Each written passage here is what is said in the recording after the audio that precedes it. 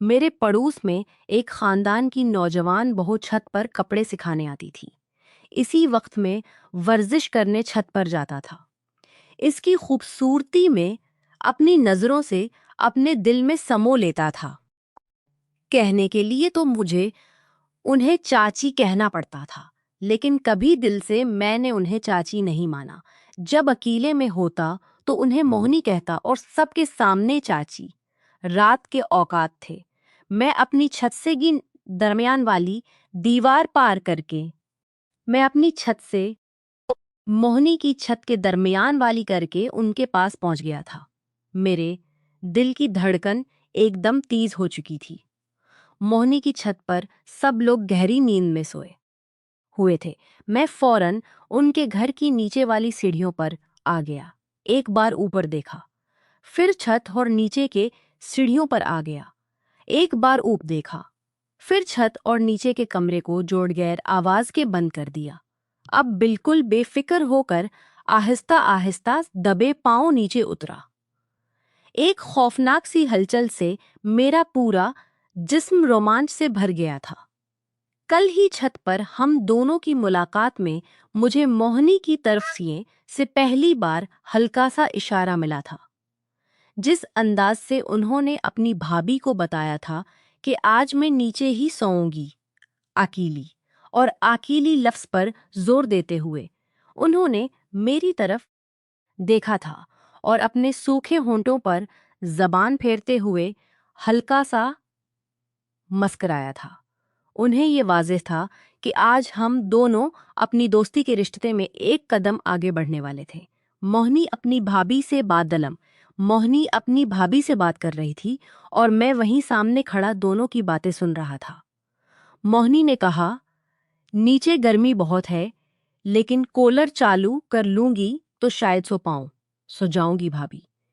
आज थोड़ी तबीयत ठीक नहीं है, तो ऊपर ठंडी हवा में कहीं और ज्यादा तबीयत खराब ना हो जाए। मोहनी ने सेहत का हवाला देते हुए भाभी से कहा। भाभी ने कहा, ठीक है, फिर नीचे ही सो जाओ आज। तबीयत ठीक हो तो फिर ऊपर परसों से सोने लगना।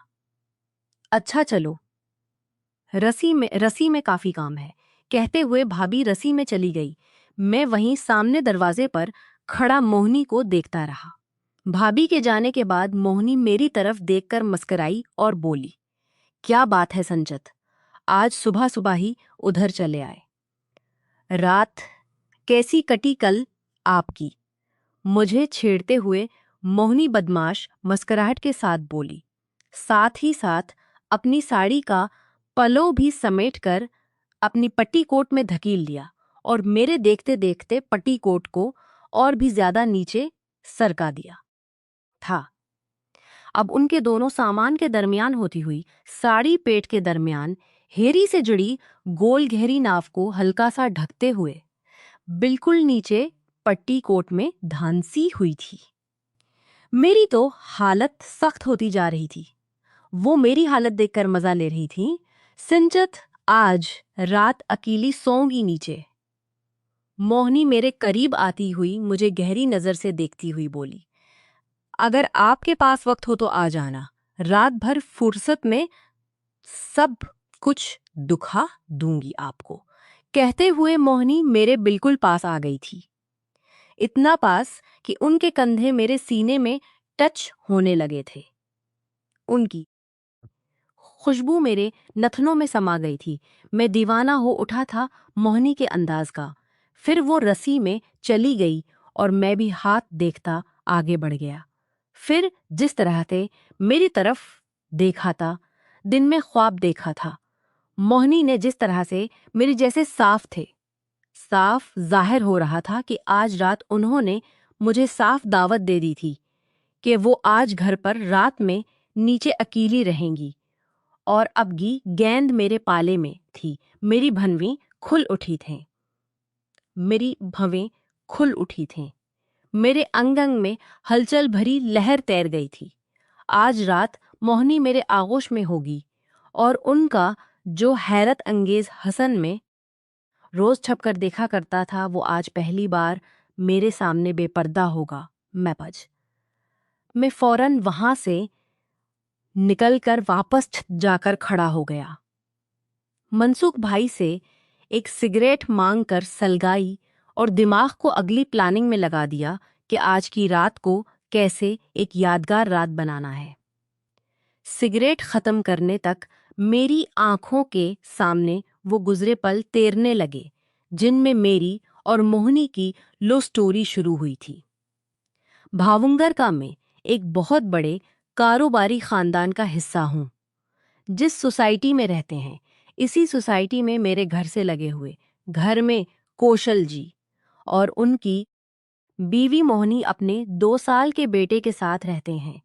इनका मेडिकल का अच्छा खासा कारोबार है भावुंगर में ही। पढ़ाई तो कब की पूरी कर ली थी और मुकाबला इम्तिहान की तैयारी में लगा हुआ था। घर पर दिन भर कारोबार की बातें होते रहने से मेरी दिलचस्पी खानदानी कारोबार में बिल्कुल खत्म हो गई थी। मैं किसी भी तरह अच्छी सरकारी नौकरी की तैयारी में जी जान से लगा हुआ था। यूं तो कॉलेज में कुछ गर्लफ्रेंड्स थीं, लेकिन मेरी शर्मीला तबीयत के चलते मैं इस जमाने में भी अब तक कनवारा ही था, जबकि मेरी गर्लफ्रेंड ने ही काफ़ी कोशिश की थी और मौक़े फराहम कराए थे, लेकिन तब भी मैं किसी भी दोस्त के साथ सहज नहीं हो पाया था।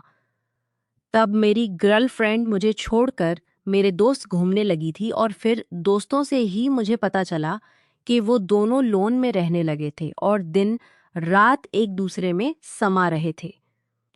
तो इस तरह कॉलेज के साल बीत गए। अब तक 3 साल और बीत चुके थे और मैं किसी औरत के साथ को तरस रहा था, लेकिन कामयाबी नहीं मिल रही थी। आकर्षक कुछ कंटेंट में और शेयर करें। अभी पिछले कुछ महीनों से मेरे और मोहिनी के दरमियान में नींद मिटका शुरू हुआ था, क्योंकि हम दोनों की छतें आपस में लगी हुई थीं। मोहिनी रोज सुबह नहाकर छत पर कपड़े टांगने आती और उसी वक्त में सोकर उठते ही छत पर ही चला आता ताज़ा हुआ लेने और कुछ देर की ताजगी के लिए। तो मेरा और मोहिनी का आमना सामना पहली बार छत पर ही हुआ था। शुरू में तो वो चपचाप आती, कपड़े सिखाए डाल कुछ देर अपने पास सिखाती और फिर नीचे चली जाती। मैं भी छप कर उन्हें देख तो लिया ही करता था, लेकिन बात करने की पहल मैंने भी नहीं की कभी। लेकिन पहले दिन से ही ना जाने उन पर फदा होता जा रहा था। शेरे बला की खूबसूरत, इतनी खूबसूरत कि फिल्मों की हीन के सामने कम लगती थी। वो नाव से नीचे साड़ी बानों की हीरोइन भी उनके सामने कम लगती थी। वो नाव से नीचे साड़ी बांधती थी और जबरदस्त की मालकन थी। उनकी पतली कमर और गहरी नाव पर मेरी नछप कर बार बार चली ही जाती थी। लंबे कद की मोहिनी एक गहरे जिस्म की मालकन थी। दबला पतला जिस्म, खूबसूरत होंठ, सडोल कंधे, पतली कमर, गोरा चकना पेट और उनकी गोल गहरी नाव देखकर मैं पहली बार में ही उनका दीवाना हो चुका था। लेकिन उनसे बातें शुरू करने में मुझे हमेशा झुझक सी होती रही, तो मैंने कभी भी बंद नहीं किया। वो मुझे खुद पर नजरें घमाने का भरपूर मौका देती थी। उनके जिस्म पर साड़ी और भी ज्यादा सटती जा रही थी और अब उनकी कमर, पेट, गहरी नाव के अलावा उनके कंधे भी साफ दिखाई देने लगे थे। जब वो कपड़े सिखाने के लिए डालती तो हाथों के ऊपर नीचे होने से उनकी पतली कमर पर जो खम बनते और उनकी नाफ और गोरा चुकना लंबा पेट और भी ज्यादा खुल जाते थे। तो मैं उनकी नजरी बचा कर उन्हें भरपूर ताड़ लिया करता था। मैं आहिस्ता आहिस्ता बेशर्म होता जा रहा था और अब तो उनके मेरी तरफ देखते हुए भी मेरी नजरें उनके जिस्म तक ही टकी हुई होते। मेरी नजरें उनके जिस्म और नाव पर ही टकी हुई होते। ना जाने मोहिनी मेरी ये हरकतें समझ पाती थी या नहीं, लेकिन उन्होंने कभी मेरे सामने अपने बदन को कभी नहीं छुपाया। इसी तरह तो 3 महीने बीतने लगे थे और अब तक हम लोगों की कोई बात नहीं हुई थी। बाकी ताका झांकी पूरी तरह चालू थी। मैंने छत पर अब कसरत करनी शुरू कर दी थी। अब मैं सिर्फ शॉर्ट्स और वन में उनके सामने ही वर्जिश करने लगता, तो वो भी मेरी नज़रें बचाकर मेरी ताकतवर बाजुओं और चौड़ी छाती देखती रहते। ये सिलसिला करीब 3 महीने तक चला और एक दिन वो भी आया, ये सिलसिला जब हमारी पहली बार बात हुई, और जब शुरू हुई तो सिर्फ बातों तक ना रुकी। वो अतवारी की एक सहानी सुबह थी। वो अतवार की एक सहानी थी जब मैं नहाकर ऊपर गया तो मोहनी चाची भी कपड़े कपड़े सिखाने ऊपर आई थी। मेरी भरपूर नज़र इस दिन पहली बार मोहनी चाची पर पड़ी। मेरी भरपूर नज़र इस दाई पहली बार चाची पर पड़ी। चाँद मेरे बिल्कुल छस्त के इस पार के कपड़ा डालने लगी, इस मारी कपड़ा डालने लगी, तो उनके कपड़े डालने के सिलसिले में उनकी साड़ी उनके कंधे से नीचे गिर गई। इस वक्त उन्हीं की तरफ देख रहा था और कुछ ही लम्हों में जो मोहनी चाची का हुस्न मेरी नज़रों के सामने आया, इसी लम्हे से वो मेरी नज़रों में दुनिया की सबसे खूबसूरत औरत बन चुकी थी। मैं उनका दीवाना हो उठा था। एकदम से उनकी साड़ी का पलो गिरने से मोहनी चाची भी घबरा गई थी। मेरी नज़रों से बचने की कोशिश करते हुए चाची ने साड़ी समेटकर कंधे पर रखा, लेकिन उनकी घबराहट में साड़ी फिर कंधे से नीचे गिर पड़ी थी। बेचारी की हालत देखकर मैं भी बड़े उलझन में पड़ गया था। वो चाहती थी कि मैं नज़र फेर लूं, पर वो इतनी ज़्यादा खूबसूरत लग रही थी कि मेरी नज़र उन पर से हट ही नहीं और शेयर करें से हट ही नहीं रही थी। उनकी नज़रों में मैंने हल्की नाराज़गी देखी, जो मैंने फ़ौरन महसूस की, और इसी वक्त अपनी सफाई में मेरे होंठों से उनकी बेगुनाह तारीफ निकल पड़ी। माफ़ कीजिए चाची, लेकिन आप इतनी ज़्यादा खूबसूरत लग रही हैं आज के आप पर से मेरी नज़र ही नहीं हट पा रही। उनके ऊपर नज़र जमाए हुए मेरे होंठों से ये अल्फाज निकले। मेरी सफाई सुनकर उनकी नाराज़गी के जज्बात हल्की मुस्कुराहट में तब्दील हुए। तब तक वो दूसरी बार कामयाबी से साड़ी कंधे पर रख चुकी थीं। मेरी नज़र अब भी उनकी पतली कमर, गोरे पेट और गहरी नाक पर टकी हुई थी। वो समझ गईं और फौरन उन्होंने अपने पीठ को साड़ी से छपाया और कपड़े दोबारा सुखाने लगे। तब जाकर मेरी तनाव खत्म हुआ। लगता है अभी तक आपने सिर्फ पढ़ाई ही की है भाई। मेरी तरफ देखती चाची मुस्कुराती ही बोली। हाँ, तो कॉलेज तो पढ़ाई ही करने जाते हैं चाची, और क्या होगा वहां पर? जैसे ही तुम्हारी नज़र चाची, और क्या होगा वहां पर?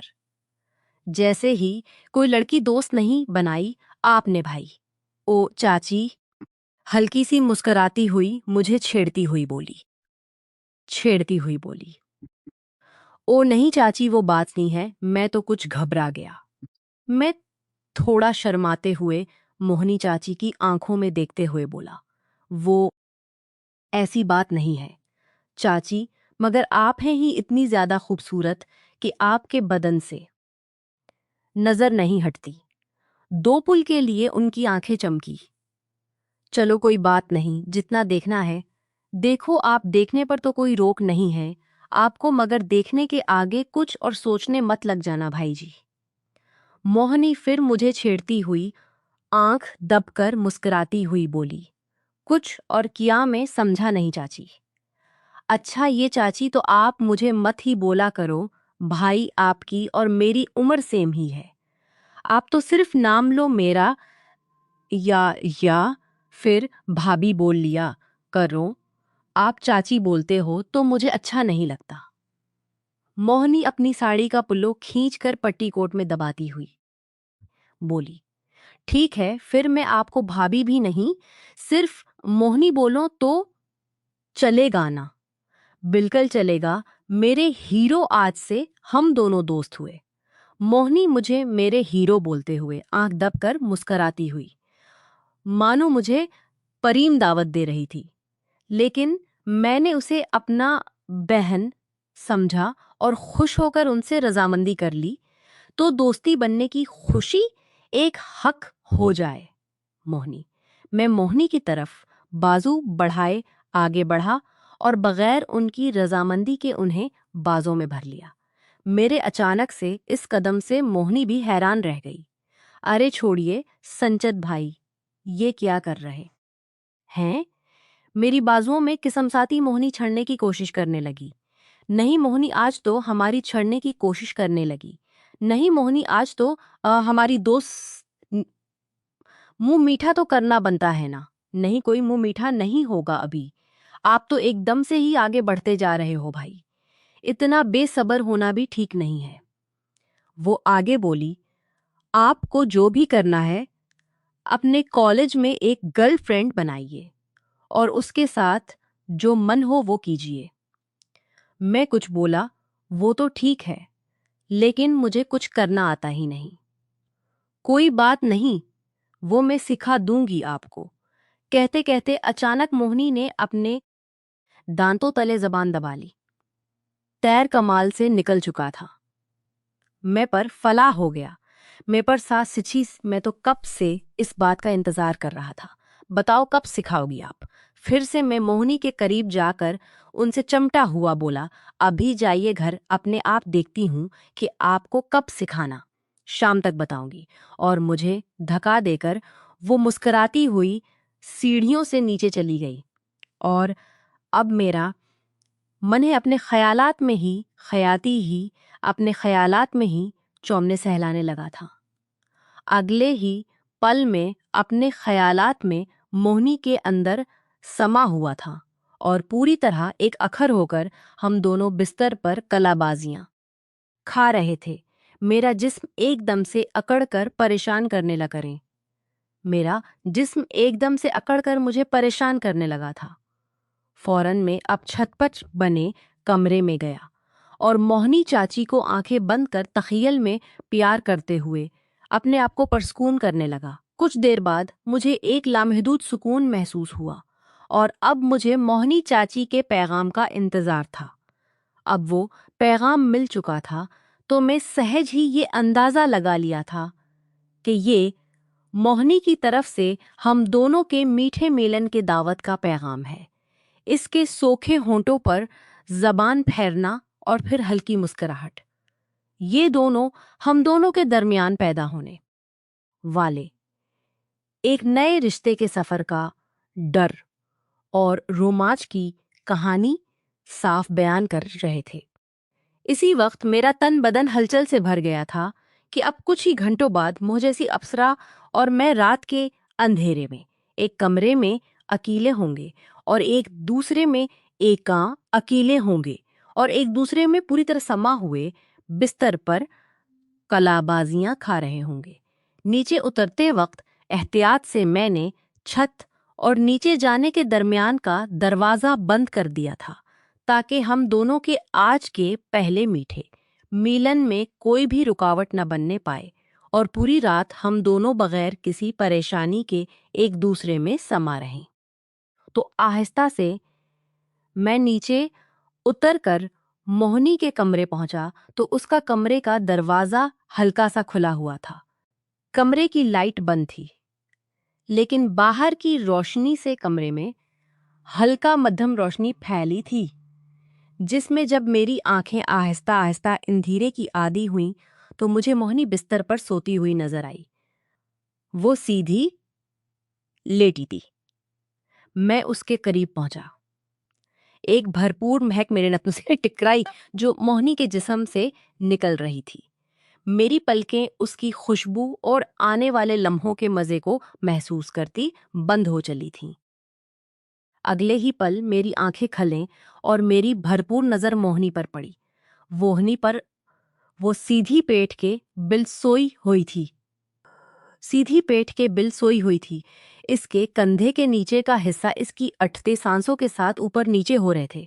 इसने साड़ी पहन रखी थी जो सोने की वजह से बेतरतीब हो चुकी थी। पेट पर पूरी तरह बखरी हुई साड़ी के बायस इसका गोरा चुकना मालयम लंबा कामुक पेट बड़ा ही दिलकश लग रहा था। इसकी पतली नाजुक कमर पर सोते सोते में भी हल्के हल्के खम बने हुए थे।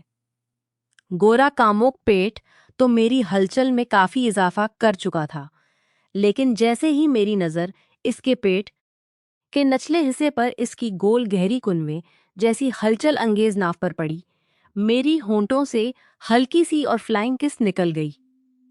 इसके हल्टे और फ्लाइंग किस निकल गई। मैं इसके करीब पलिंग के पास बैठ गया और इसके पेट और नाव पर हल्के हाथ के हाथ फेरने लगा। इस पर यह मेरा पहला लम्स था। मेरी हलचल और सख्ती बढ़ती जा रही थी।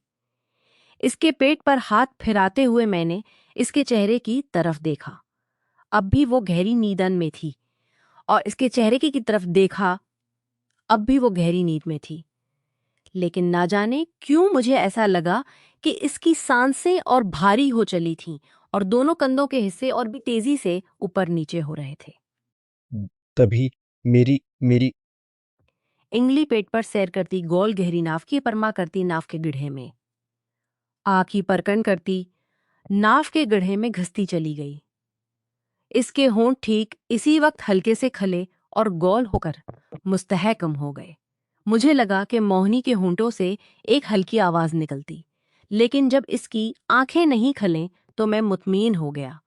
ये सोचता हुआ मैं इंतहाई हलचल से भर गया था कि जिस हुस्न को अब तक पिछले कई महीनों से मैं छप कर देखता आ रहा था, आज वो पूरी तरह मेरे आगोश में था। मोहनी को देखकर ही मैं पहली बार इसकी तरफ मुतवज्जा हुआ था और मेरे मन में मोहनी को पाने की ख्वाहिश इशी आसी वक्त से अंगड़ाई लेने लगी थी। आज वो पूरी की पूरी मोहनी मेरे सामने थी और कुछ ही लम्हों बाद हम दोनों एक दूसरे में समाकर एक अखर हो जाने वाले थे। मैंने इंगली हटाकर उन्हें देखा। उसकी नाव हल्के अंधेरे में एक गहरे कुनवी जैसी मालूम हो रही थी। मैं अपनी मोहनी को पहले किस करने वाला था। एक बार मैंने उसकी तरफ देखा। उसकी पिलकें बंद थीं। मैंने उसकी पतली कमर को दोनों तरफ से थाम लिया। उसके होंठ फिर गोल हो चले। एक हल्की सी मुस्कुराहट उसके होंठों पर थी। मैं समझ गया कि वो ये सब लामहदूद ख्वाब में ले रही हैं। मैंने पहले किसकी मेरे मज़े की कोई हद ना रिया। इसके पेट पर होते कंपन को मैं साफ महसूस कर रहा था। इसके पेट पर होते कंपन को मैं साफ महसूस कर रहा था। तभी इसके हाथ मेरे सर पर आ लगे थे। मुझे लगा मोहनी जाग चुकी है और इसे गुस्सा ना करता पाकर मैं और हलचल हो गया। फिर मैंने किसकी झड़ी लगा दी। मोहनी तो जैसे सांस की मरीज हो गई थी। मैंने सब कपड़े एक तरफ कर दिए। मेरी आंखों के सामने तो जैसे मनाजर आ गए थे। मैंने कंधे के नीचे हिस्से पर किस कर दी। मैं सब कुछ खोलकर टूट पड़ा। हल्के से उसके एक कंधे मसते हुए मैं दूसरे कंधे को दबाने लगा।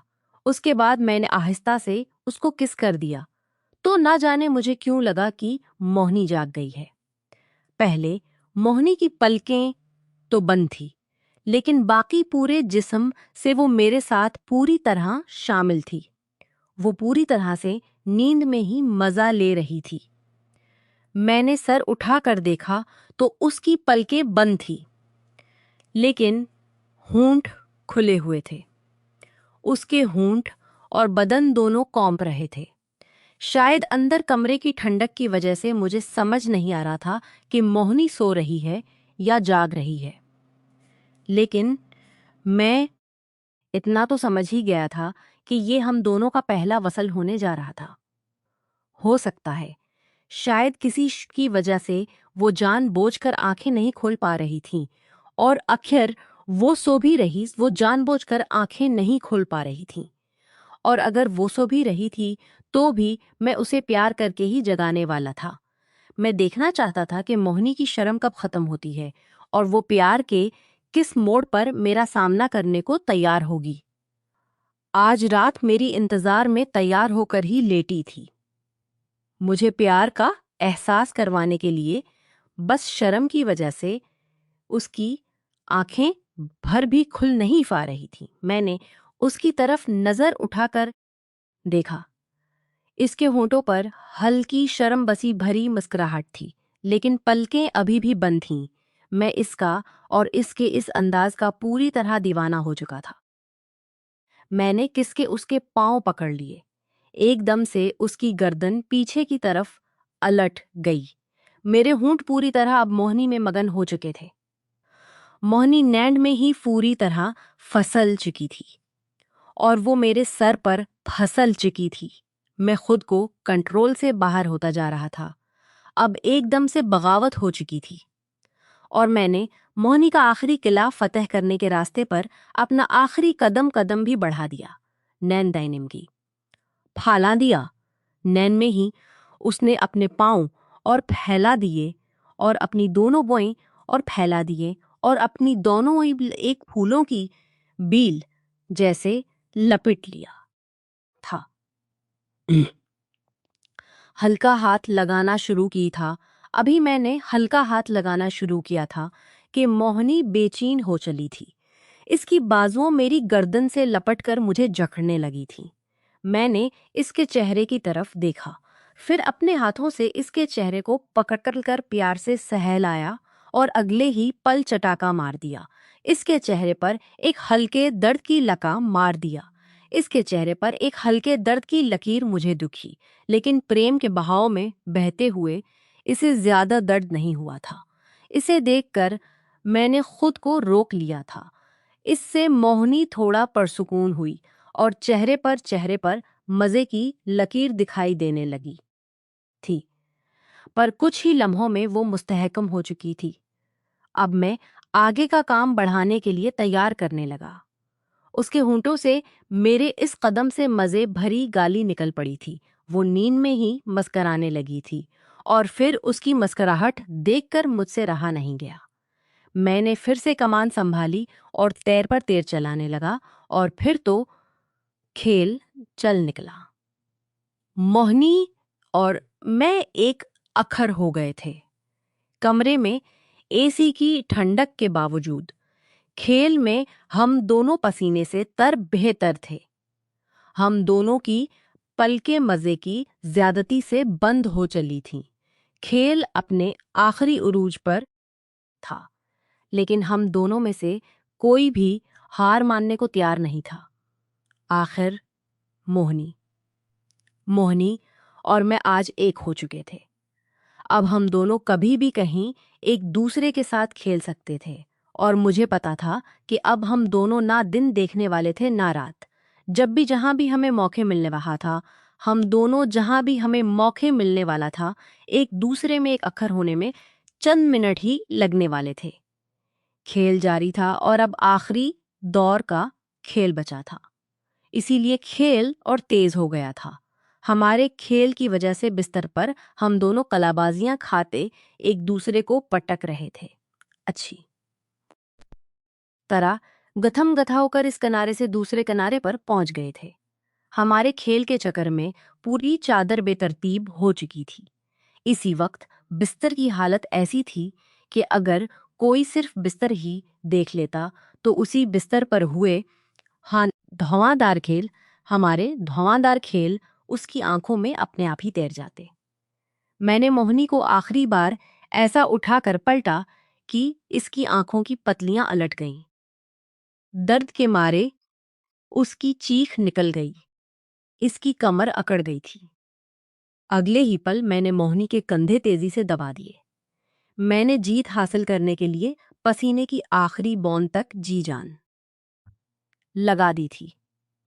मेरी जीत से उसकी पिंडलियां काफी देर तक कानपती रहें। पलकें अब भी बंद थीं, लेकिन होंठों पर एक इत्मीनान भरी मुस्कुराहट थी। मोहनी की बाजुएं अब भी मेरी गर्दन में फंसी हुई थीं। मैंने उसके होंठों पर एक हल्की सी किसकी और थक कर उसके कंधे पर ही सर रख कर लेट गया। हमारी सांसें मुस्तहकम होने लगी थीं। आहिस्ता से आहिस्ता में भी मोहनी के साथ गहरी नींद के आगोश में चला गया था। मेरी नींद सुबह करीब बजे खुली। वैसे तो मुझे सुबह सबके उठने से पहले ही वहां से खेल खेल कर निकल जाना चाहिए था, लेकिन नींद खलते ही जैसे ही मैंने अपनी बाजुओं में बिल्कुल मोहिनी को देखा, तो मेरा मन फिर से खेल खेलने के लिए तैयार हो गया और अगले ही पल मोहिनी नींद की खल चुकी थी। कितने ही सिक दे रहे हो आप मुझे, कहते हुए मोहिनी ने मुझे खींच लिया और खेल शुरू हो गया। सुबह बजे हम दोनों फिर से एक अखर हो गए। इसकी बाजुएं मेरे गले में किस गईं। मोहिनी ने मुझे किस किया और कहा, आप पहले क्यों नहीं मिले? इतने दिनों से मुझे परेशान किया। अलग खेल के लिए मैं समाझे परेशान किया। अलग खेल के लिए मैं कितनी बेचैन थी। अब तो नहीं खेल खेलना छोड़ोगे ना भूले? मैंने भी जवाब। मैं हाँ मेरी जान, अब आए दिन हम लोग खेल खेलेंगे। मेरी बढ़ती जान, अब आए दिन हम लोग खेल खेलेंगे। मेरी बढ़ती रफ्तार से इसकी पलकें बंद हो चली थीं। हम दोनों का ही ख्वाब पूरा हो रहा था। मोहिनी के मज़े में दगनी इजाफा हो चला था। तभी एक आखिरी खेल के साथ उसने मुझे अपनी बाजुओं में किस लिया। आखिर इस काम का अंजाम इतना मज़ेदार क्यों होता है? तूफान बड़ी तेजी से आकर आजर चुका था और आखिरकार इस मज़े भरे खेल का फिर से इख्तिताम था और आखिरकार इस मज़े भरे खेल का फिर से इख्तिताम हुआ। हम दोनों एक दूसरे की तरफ देखा। मोहिनी की में तुस्कीन के जज्बात थे। इसने नजरों से मुझे देखते हुए शर्माकर अपनी नज़रें नीची कर लें और अपनी बाजुओं का हार मुझ पर अपनी मुझे बाजों से पूरी तरह किस लिया। मैंने इसे इस प्रेम भरे सबक सिखाने के लिए शुक्रिया कहा और फिर कुछ ही देर में मैं जल्दी से निकलकर अपने घर जा पहुंचा। ये सिला हर हफ्ते चला ये सिलसिला हर हफ्ते चला और तब तक चला जब तक मैं अपनी नौकरी के लिए किसी और शहर में नहीं चला गया।